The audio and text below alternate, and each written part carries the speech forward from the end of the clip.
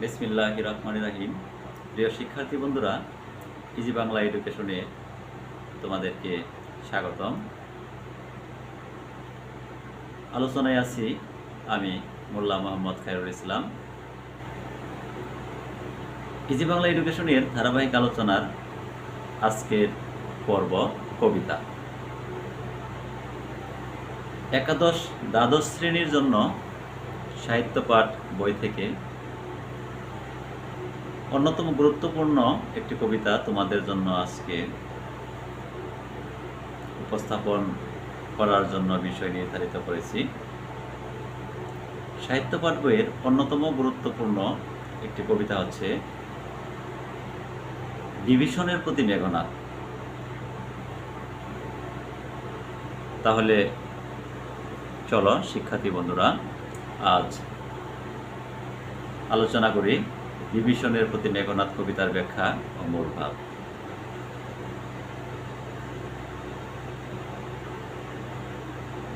বিভীষণের প্রতি মেঘনাদ কবিতার মূল ভাব।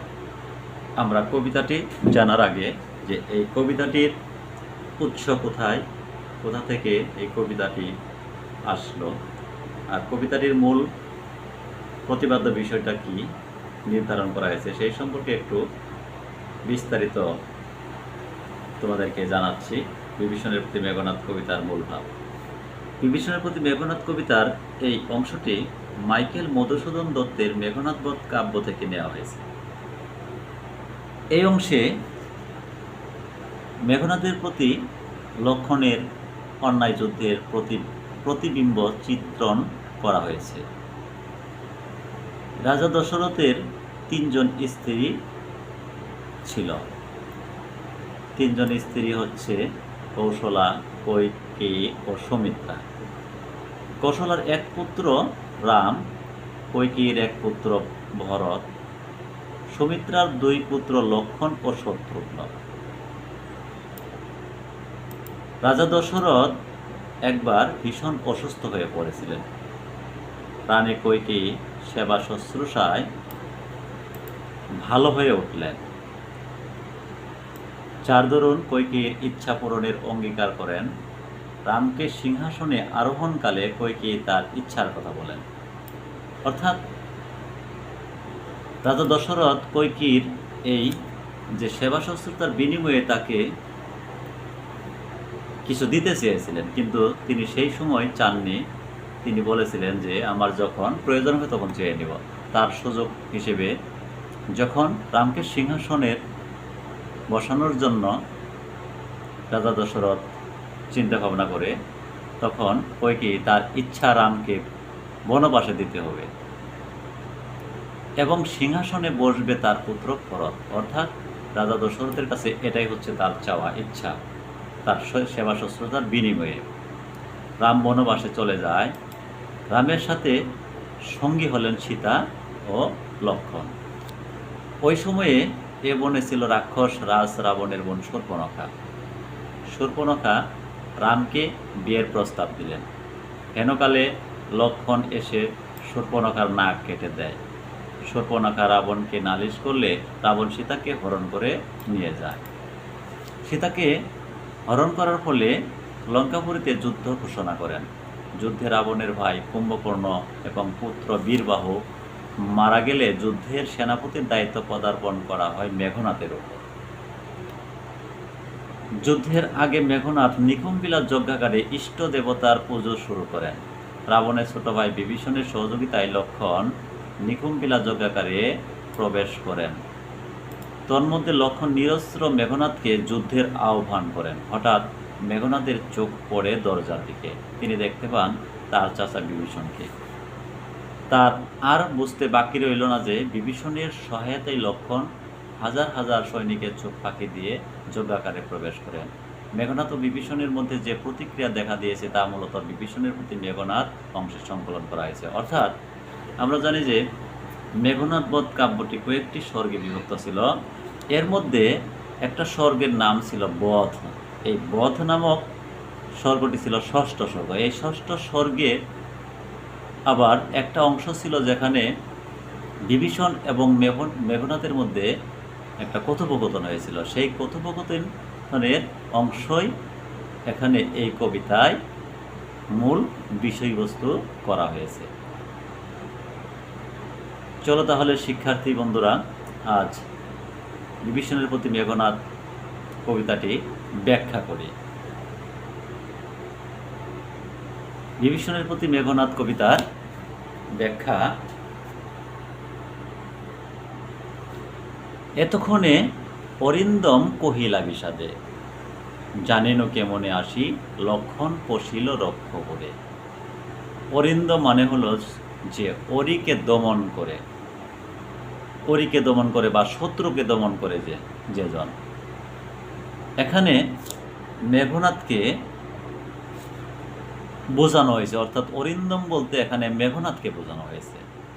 আর মেঘনাদ মনটা ভারাক্রান্ত মনে সে বলল, এতক্ষণে জানতে পারলাম কেমনে লক্ষণ এই রাক্ষসপুরীতে এসে পৌঁছল। এতক্ষণ পরে আমি বুঝতে পেরেছি কেমনে লক্ষণ এই রাক্ষসদের পুরীতে প্রবেশ করতে পেরেছে। মন ভারাক্রান্ত হওয়ার কথা, কারণ তার চাচা বিভীষণই তার শত্রু। হাই তাত উচিত কি তব, একাজ নিকষা সতী তোমার জননী। সহোদর রক্ষ শ্রেষ্ঠ শোলে শম্ভু শম্ভু কুম্ভকর্ণ ভাতৃপুত্র বাসব বিজয়ী। অর্থাৎ এখানে তার বংশের যে একটা দাম্ভিকতা, অর্থাৎ তাদের বংশ যে উঁচু বংশ, তার পরিচয় দিয়েছেন যে তাত, অর্থাৎ হাই চাচা, এ কাজটি কি করা তোমার উচিত হয়েছে, অর্থাৎ উচিত কি তব, তোমার কি এই কাজ করা উচিত হয়েছে। আর তুমি নাকি, মেঘনাদ বিভীষণকে বললেন, তুমি আমার পিতৃতুল্য, তুমি এই কাজটি কেমনে করেছ, এ কাজ কিভাবে করলে। নিকষা সতী তোমার জননী, তোমার মা হচ্ছে নিকষা সতী,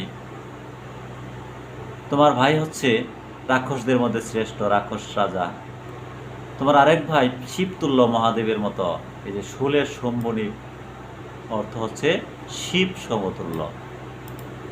ভাতৃপুত্র বাসব বিজয়ী, অর্থাৎ তোমার ভাইয়ের ছেলে মেঘনাদ দেবরাজ ইন্দ্রকে, অর্থাৎ বাসবকে, বাসব দেবতার আরেক নাম হচ্ছে ইন্দ্র, ইন্দ্র দেবতাকে জয় করেছে। এই জন্য মেঘনাদের নাম যেমন ইন্দ্রজিৎ, তেমনিভাবে এই বাসব অর্থাৎ বাসবকে বিজয় করেছে বলে তার নাম আবার বাসব বিজয়ী। তুমি কিভাবে এহেন নিচু কাজ করতে পারলে, অর্থাৎ এরকম নিচু কাজ কিভাবে এহেন নিচু কাজ করতে পারলে। নিজ গৃহপথ তাত দেখাও তস্করে, চণ্ডালে বসাও আনি রাজার আলোয়ে। কিন্তু নাহি গঞ্জি তোমা গুরুজন তুমি পিতৃতুল্য। ছারদার যাও অস্ত্রাগারে, পাঠাইব রামানুজে সমন ভবনে, লঙ্কার কলঙ্ক আজি ভঞ্জিব হবে। অর্থাৎ তিনি বলতেছে, তস্কর শব্দের অর্থ হচ্ছে চুর। নিজ গৃহপথ অর্থাৎ নিজের বাড়ির পথ তার চাচা, তুমি কিভাবে দেখাও চোরকে। অর্থাৎ এখানে তস্কর বলতে লক্ষণকে বলা হয়েছে, লক্ষণ নিচু বংশের, এই কারণে তাকে চোর বলা হয়েছে।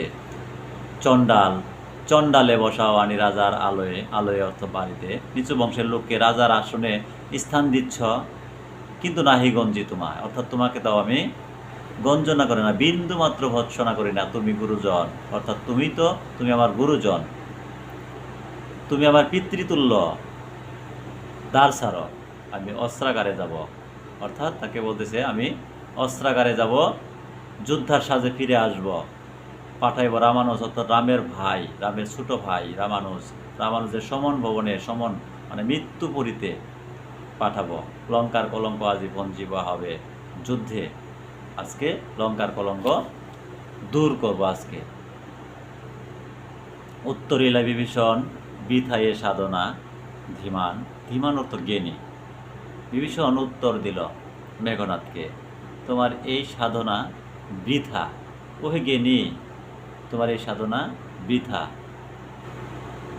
রাঘব দাস আমি, তিনি আরো বললেন, আমি রাঘবদের দাস। কি প্রকারে তাহার বিপক্ষ কাজ করিব রক্ষিতে অনুরোধ। তো তোমার অনুরোধ আমি রক্ষা করতে পারবো না, তোমাকে অস্ত্রাগারে যেতে দিতে পারি না। আমি রাঘবদের দাস, অর্থাৎ রামের দাস। আমি এই কাজ কিভাবে আমি আমার উস্তাদের বিপক্ষে যাব। উত্তরিলা কাতরে রাবণী, হে পৃথিব্য তব বাক্যে ইচ্ছি মরিবারে। কাতর স্বরে, অর্থাৎ মেঘনাদ কাতর স্বরে দুর্বল কণ্ঠে সে তার চাচাকে বলতেছে, তোমার কথা শুনে আমার মরতে ইচ্ছে করছে। রাঘবের দাস তুমি একথা কেমনে ও মুখে আনিলে? একথা তাত কহতা দাসেরে, তুমি একথা কিভাবে মুখে আনলে? আমাকে বলো তো।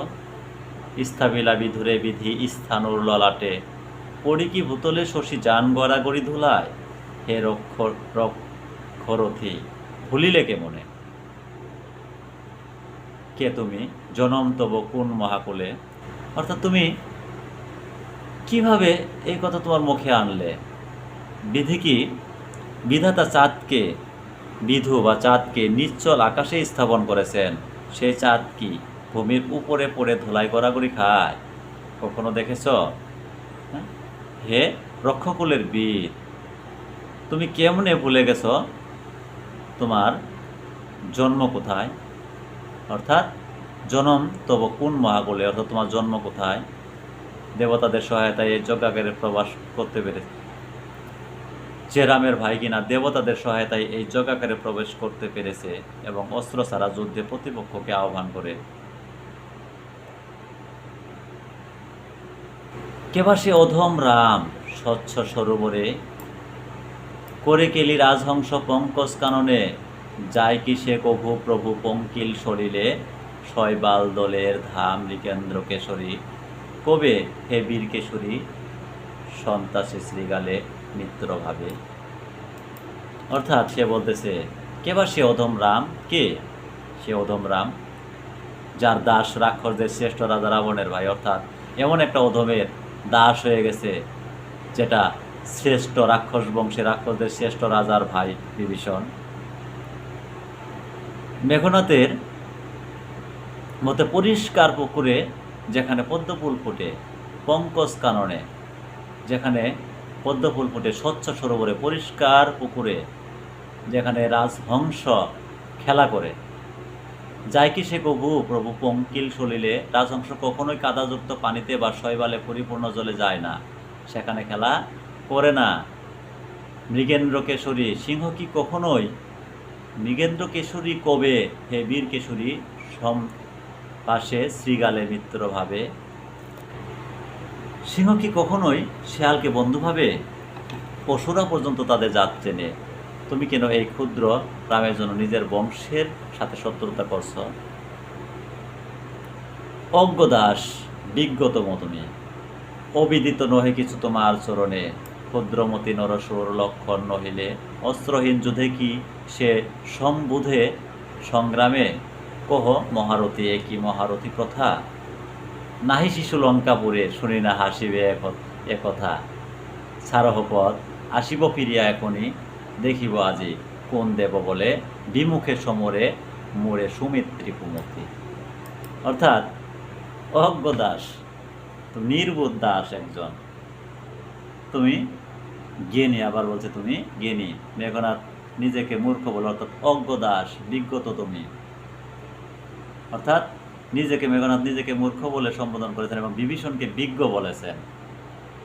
অবিদিত নহে কিছু তোমার চরণে, তোমার কোনো কিছুই অজানা নেই, তোমার কোনো কিছু অজানা নয়, তুমি সব কিছু জানো। অস্ত্রহীন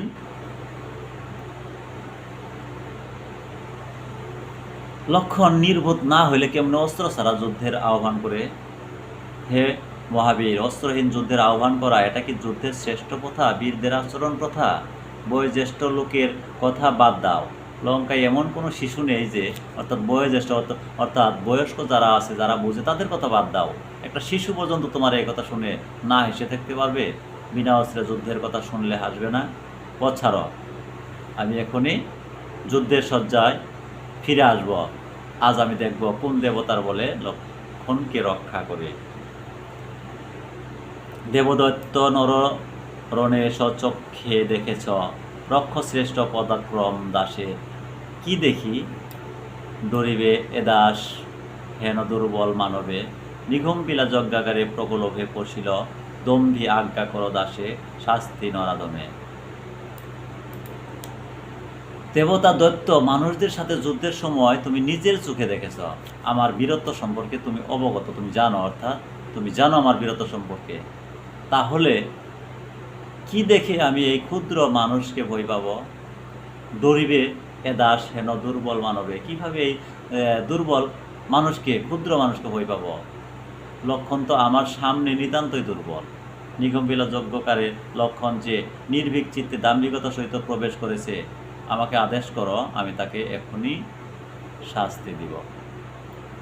তবু জন্মপুরে তাৎ পদার্পণ করে বনবাসী হে বিধাত নন্দন কাননে, ভ্রমে দুরাচার দত্ত প্রফুল্ল কমলে, কীটবাস কহতাৎ সহিব কেমনে, হেন অপমান আমি পাতৃপুত্র তব, তুমিও হে রক্ষমণি সহিছ কেমনে। সে বলতেছে, তোমার জন্মস্থান বনবাসী প্রবেশ করেছে, তোমার জন্মস্থানে বনবাসী প্রবেশ করেছে। এটা দেখতে সুন্দর বাগানে দুরাচার দত্ত প্রবেশ করার মতো। নন্দনকানন সুন্দর বাগানে দুরাচার দত্ত প্রবেশ করার মতো। প্রফুল্ল কমলে কীট বাস, অনিন্দ সুন্দর ফুলে কীট পতঙ্গ বাস করছে।